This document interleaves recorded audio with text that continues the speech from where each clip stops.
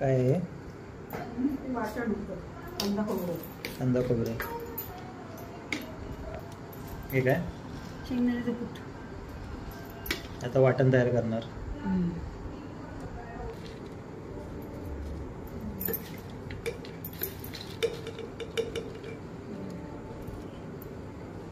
तर आज आपण भोकराची भाजी करत आहोत.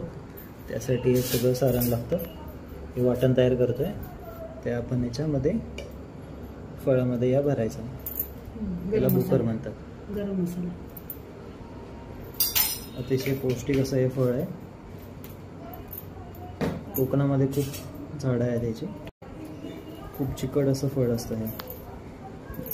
हे बेसन पीठ आहे. थोडं टाकायचं उडीला त्याच्यामुळे ती हे कमी होतं गुळगुळीतपणा. ओके.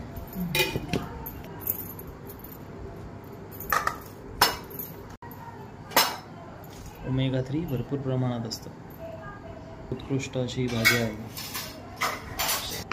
हे सैंधव मीठ.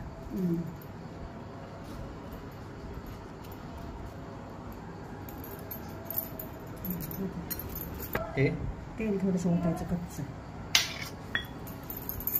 भरायचं आता. तर हे सगळं मिश्रण तयार होईल ना.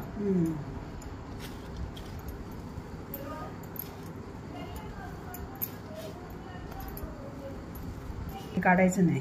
काय? मागचं बोंड असतं की नाही त्याला, देठ असतं त्याला, हे काढायचं नाही. असंच ठेवायचं आणि मग उलट्या बाजून चिरायची. ओके. म्हणजे ह्यातनं चीक बाहेर येत नाही, येऊ शकत नाही जास्त. अच्छा. असं काढायचं फोडायचं. काय करतेस? केस पण अजून चढलेलं नाही. आधी तू ही भोकर तू चिरलीस? हा, मग कोण चिरलं? आता भरती. काय आणलेस ते? श्रीखंड वडी. तूच खादी, मला नको. आपल्यास काय नको बा. ते याचं पान आहे ते खाऊन टाका. ही मला नको भेटे पान. नको मला. दही येत का? नको, तुझं तू खाव आहे. आपल्याच नको आहे. उगाच काहीतरी म्हणायची संपलंय म्हणून. बघाय ठेवलं ना लगेच देत नाही बा मला. बघाय नको नको.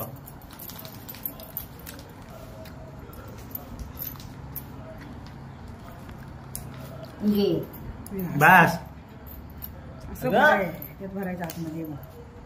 असं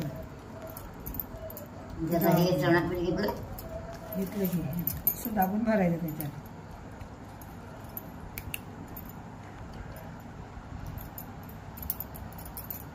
पिकलेले भोकर डायबिटीस कमी होतो त्यांनी.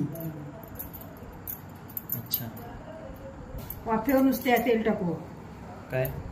ही शिजवायची नुसत्या वाफेवर, पाणी बिणी काय नाही. अच्छा. नुसत्या वाफेवर परतवायची. ती लगेच मऊ होतात थोड्या वेळ. ठीक आहे, चल.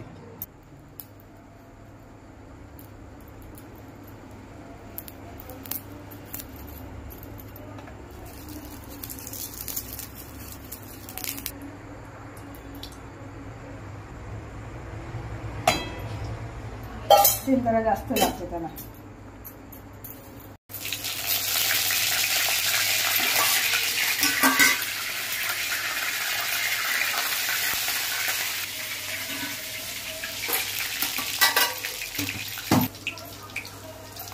हिंग.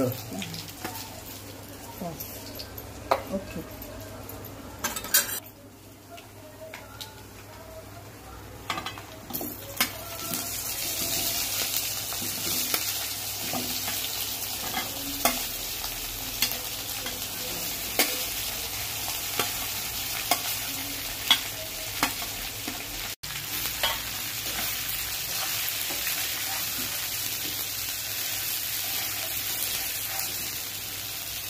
थोड्या वेळी मऊ होतात. झाकण. हां, ती शिजली. झाकण ठेवायचं आता. हां, आता झाकण ठेवायचं.